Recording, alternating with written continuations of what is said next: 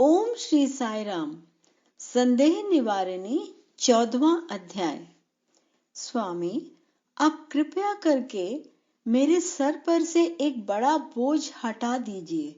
मैं कितना भी इसे भूलने का प्रयत्न करता हूँ, मैं किसी दिशा में मुड़ता हूँ, फिर भी मैं कष्ट पाता हूँ। मैं केवल वही सुन रहा हूँ।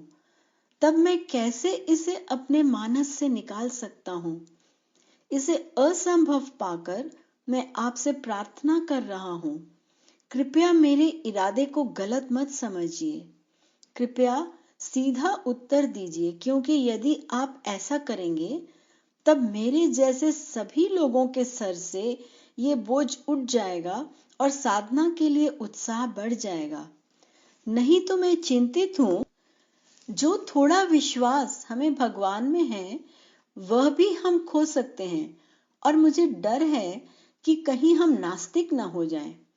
आपका उत्तर अत्यधिक सहायक होगा, केवल मेरे लिए नहीं वरन हर जगह सभी भक्तों के लिए। इसलिए मैं आपसे प्रार्थना करता हूँ कि कृपया बिना संकोच मेरे संदेहों को दूर कीजिए और स्पष्ट रूप से वास्तविक सत्य के विषय में बताइए। ये क्या है? मुझसे कहो, इसमें सरदर्द का कारण क्या है? स्वामी, आपने बताया कि मनुष्य के 4 आश्रम हैं: ब्रह्मचर्यम, गार्हस्थ्यम, वानप्रस्थम और सन्यासम। और जो अंतिम चरण तक पहुंच जाते हैं वे सचमुच धन्य हैं, क्योंकि वे मोक्ष प्राप्त करते हैं। अब कृपया बताइए कि सही अर्थ में वह सन्यासम क्या है? अतः तुम्हारे सभी कष्टों का ये कारण है ना? मेरे प्रिय साथी, गेरुआ वस्त्र पहनने से, सर मुड़ाने से कोई सन्यासी नहीं बनता। वो तो ऐसा व्यक्ति है जिसने सभी इच्छाओं का त्याग कर दिया है। उसे तो केवल एक आकांक्षा, एक योजना और एक कर्म, एक ईश्वर में पूरी तरह डूबे रहना चाहिए और उनको प्राप्त करने के अनुशासन में रत रहना चाहिए। जो इस प्रकार तल्लीन है वही सन्यासी है।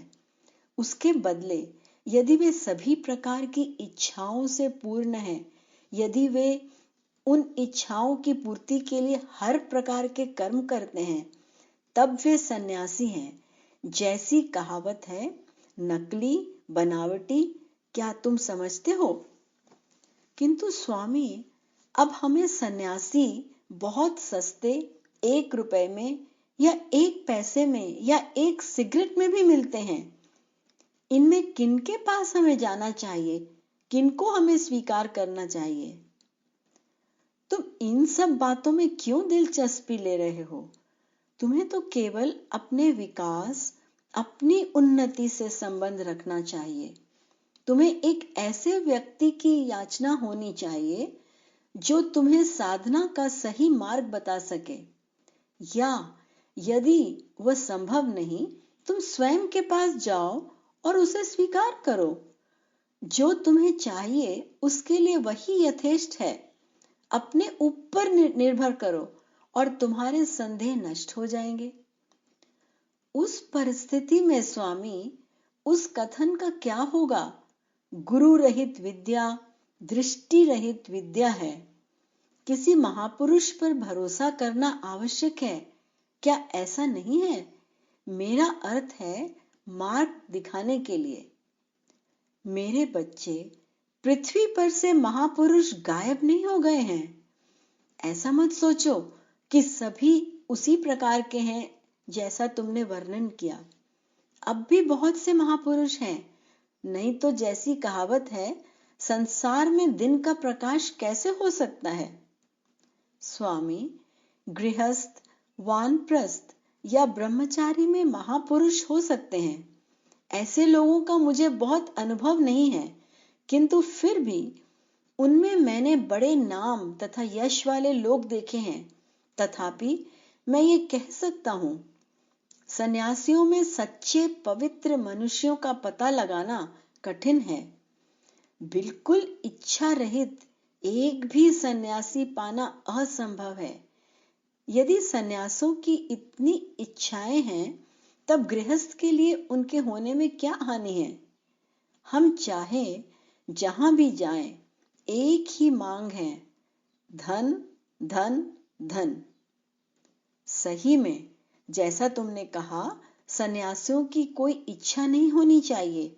लोभ और लालच उनके भयंकर शत्रु हैं। उनको उनसे कोई संपर्क नहीं होना चाहिए। वे केवल थोड़ा बहुत अर्पित भोजन, जब भी वह अर्पण किया जाए, स्वीकार कर सकते हैं। बस इतना ही, इससे अधिक की कोई कामना नहीं होना चाहिए। यही व्रत है, नियम है। उनको धन से कोई काम नहीं। अच्छा स्वामी, क्षमा कीजिए, सन्यासी सर्वदा धन की आवश्यकता में हैं। जितना धन के लिए चिंता वे करते हैं, उतना गृहस्थ नहीं करता। वे अपने शिष्यों से उनकी कड़ी मेहनत से कमाए धन ऐंठते हैं, उनका शोषण करते हैं। जो नहीं देते, उनकी निंदा की जाती है। क्या ये सब ठीक है स्वामी? क्या ये न्यायोचित है? क्या वे लोग गुरु हैं? कोई भी बुद्धिमान व्यक्ति ये नहीं कहेगा कि ये सब उचित है। मैं कैसे कह सकता हूं कि ये ठीक है? क्यों?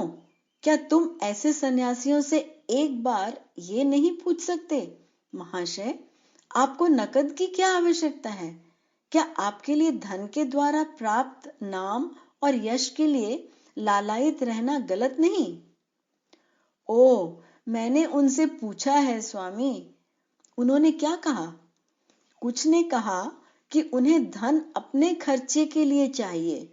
दूसरों ने कहा कि वे अपने आश्रम को और विकसित करना चाहते हैं। ऐसे बहुत से कारण दिए गए। जिन्होंने तर्क करना सीखा है, उनके लिए कारण देना कठिन नहीं है। केवल जब विश्वास करने की बात आती है, तब हमें चुनना पड़ता है और भेद करना पड़ता है ना? गुरु को अपने शिष्यों जो उनके पास मार्गदर्शन के लिए आते हैं, के विकास में अपने को लगाना चाहिए, ना कि आश्रम के आश्रित आश्रम से अधिक महत्वपूर्ण है। आश्रम के लिए उत्तेजना, चिंता स्वयं एक बड़ा श्रमम या बोझ बन जाता है। इसी कारण से जो थोड़ा विश्वास और श्रद्धा रहते हैं, वे भी लोग खो देते हैं और नास्तिक बन जाते हैं। ऐसे गुरुओं ने बंधनों को छोड़ने के बदले अपने को और मजबूती से बांध लिया है। बल्कि वे लोग बोझ ढोने वाले जानवर हैं। मेरे प्रिय साथी, मुझे सुनो। ऐसे गुरु की ओर मत देखो जो एक शिष्य से धन लेने के लिए दबाव डालता है। ऐसे लोगों से जितना दूर हो सके रहो। ऐसे लोगों के साथ हुए संपर्क के कारण विश्वास मत खो दो। स्वयं उसे बचा कर रखो, उसका विकास करो। हम ऐसे लोगों के पास जीवन के ऊंचे आदर्शों के विषय में सीखने तथा भगवान को प्राप्त करने के मार्ग को जानने के लिए जाते हैं। हम इनके लिए तलाश करते हैं, खोजते हैं, क्योंकि हम ये नहीं जानते कि किस सुराख में कौन सर्प रहता है। किंतु हम इन नाग सन्यासियों को पाते हैं और चकित हो जाते हैं। आश्रम के लिए जो चिंता युक्त कामना वे व्यक्त करते हैं, क्या वह भी गलत नहीं है स्वामी? यदि उस प्रकार वे जनता की सेवा करना चाहते हैं, तब वे ऐसा साधारण व्यक्ति रहकर और अपना पहला नाम रखकर ही चंदा जमा कर सकते हैं और उसे खर्च कर सकते हैं, है ना? अपने को सन्यासी कहना, उस वस्त्र को पहनना, उपदेशम लेना, सन्यासी बनते समय अनेक व्रत लेना, ये ऐलान करना कि उन्होंने सभी कामनाओं का विनाश कर दिया है, इन सब के बाद यदि वे धन एकत्र करने के मार्ग का अनुसरण करते हैं, तब क्या ये मूल पवित्रता को भंग करना नहीं है? वह व्यक्ति बर्बाद हो सकता है। बस यही मेरे प्रिय साथी, सन्यास की पवित्रता कभी भी कम नहीं हो सकती। उस विचार से भागो मत। निस्संदेह ऐसे लोग आज जगत में हैं, किंतु उनको सन्यासी या स्वामी की श्रेणी में मत शामिल करो।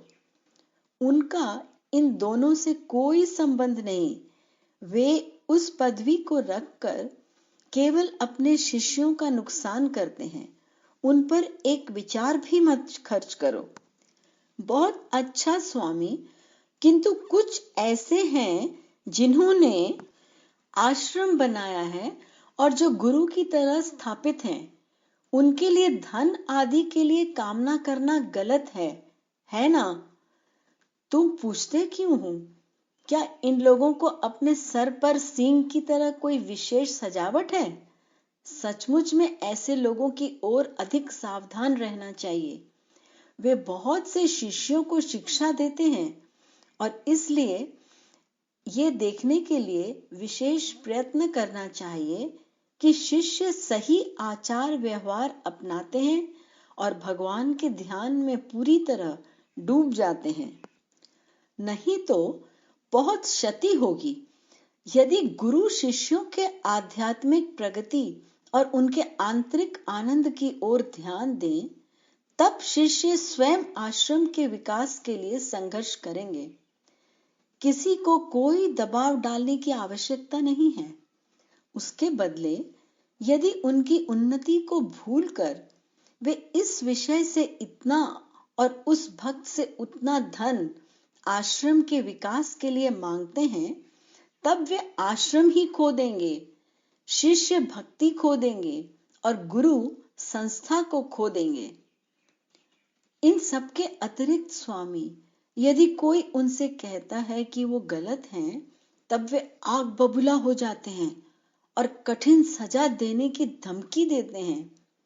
क्या ये ठीक है स्वामी?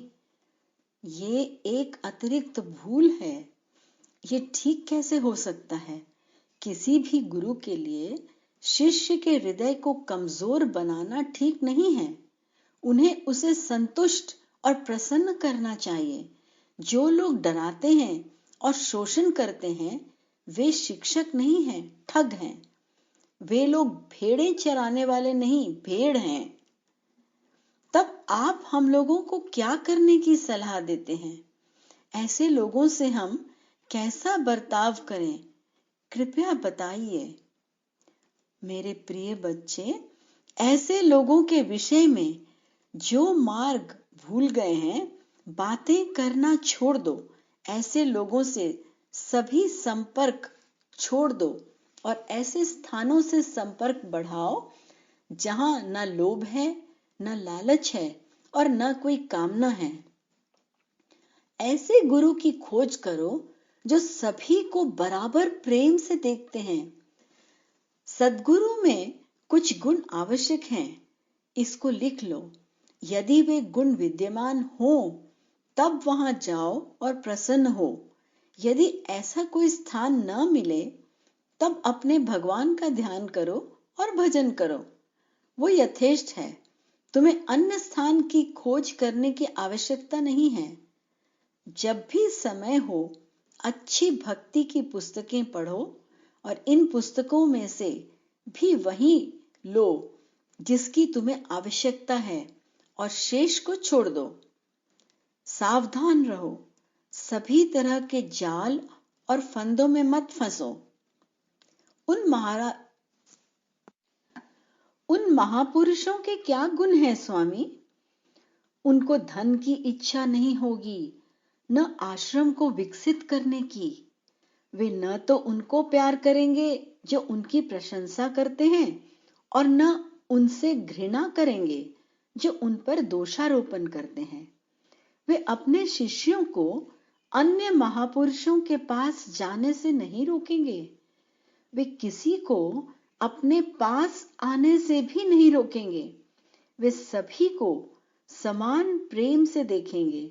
वे दूसरों की निंदा को पसंद नहीं करेंगे।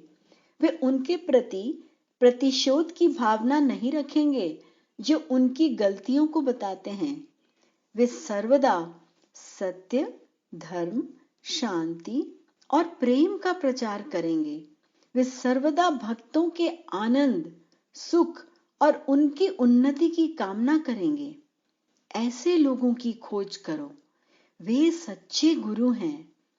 चाहे कितना भी भड़कीला व्यक्तित्व हो, चाहे कितनी भी बड़ी ख्याति हो, तुम ऐसे लोगों की ओर एक दृष्टि भी मत डालो जो क्रोध, चिंता, घृणा, ईर्ष्या आदि से भरे हैं।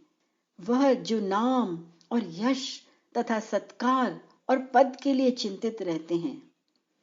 बहुत अच्छा स्वामी, ये सब कुछ बहुत अच्छा है, किंतु बस एक छोटा सा संदेह है। ये बड़े बड़े गुरु जो बहुत विद्वान हैं, घंटों लंबे भाषण देते हैं। किस कारण से ये सब महसूस नहीं करते? क्या ये बड़े लोग स्वयं अपनी त्रुटियों को नहीं देख सकते और उनको दूर नहीं कर सकते? अच्छा अनुभव का एक कतरा भी उपयोगी है, किंतु विद्वता की ढेर भी बेकार साबित हो सकती है। बहुत से लोग महाविद्यालय में भाषण देते हैं और जो उन्होंने याद किया है उसे घंटों उगलते हैं। क्या कोई केवल अपने भाषण की लंबाई या महानता से बड़ा बन सकता है? वो तो खाए हुए भोजन को उगलने की तरह है। तुम्हें ये अवश्य देखना चाहिए जो कहा जाता है उसका कितना भाग व्यवहार में लाया जाता है। जो सलाह देते हैं उन्हें स्वयं उसका पालन करना चाहिए। यदि तुम अपने आप को कोई कार्य करने से नहीं रोक सकते, तब दूसरों को वैसा न करने के लिए मत कहो। अतः कोई कितना भी विद्वान क्यों न हो, यदि उसके पास अनुभव और व्यवहार नहीं है, तब उसके लिए ये केवल 9 दिनों का आश्चर्य है और उसके बाद वह न यहाँ का रहेगा और न वहां का।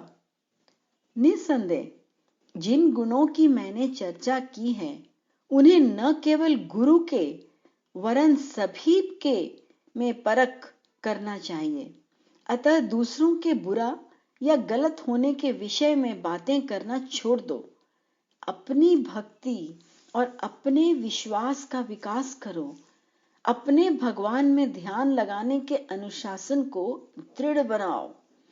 अच्छे कर्मों में अपने को लगाओ। वही बोलो जिसका फल अच्छा हो। भगवान की पूजा करो। उनको सर्वदा अपनी याद में रखो। जप और ध्यान करो। यदि तुम इनमें डूबे हो, तब तुम इस बात की चिंता बिल्कुल नहीं करोगे कि दूसरे सही हैं या गलत। स्वामी, आपने गुरु और शिष्य के संबंध के विषय में बताया। आज की परिस्थिति को देखते हुए ऐसा कह सकते हैं कि जो सच्चाई को प्रकट करता है वह पसंद नहीं किया जाता। जैसा आपने फरमाया, बहुत से गुरु, स्वामी और साधु गलत व्यवहार कर रहे हैं और कई तरह से अपने नाम में कलंक लगा रहे हैं। इसके अतिरिक्त वे भगवान संबंधी धर्म और अपने संन्यास व्रत के प्रतिकूल आचरण कर रहे हैं। ऐसे लोग आपकी बातों की सराहना नहीं कर सकते हैं। उनकी त्रुटियों को प्रकट करने के कारण वे आपसे द्वेष भी कर सकते हैं, या और भी खराब ये है कि वे अपने आचरण को ठीक सिद्ध कर सकते हैं और उसको सही बताने के लिए तर्क तथा कहानियां गढ़ सकते हैं। आपकी टिप्पणी गलत काम करने वालों पर लागू होती है। उनका संकेत उनकी ओर नहीं होता जो अच्छे कर्मों में लगे हुए हैं। अतः सच में अच्छे साधु तथा वे लोग जो इन विचारों को समर्थन देना चाहते हैं प्रसन्न होंगे कि आपने ऐसा फरमाया है। किंतु स्वामी, लोग चाहे जो भी कहें, आप कृपया साधकों की प्रगति में सहायता दीजिए और भगवान की महानता को हम लोगों के सम्मुख प्रकट कीजिए। अच्छा, इससे मेरे क्या संबंध कि लोग क्या बातें करते हैं? टिप्पणी के डर से झूठ का कैसा समर्थन किया जा सकता है? कहावत है, जैसा बोझ वैसा ढोने वाला।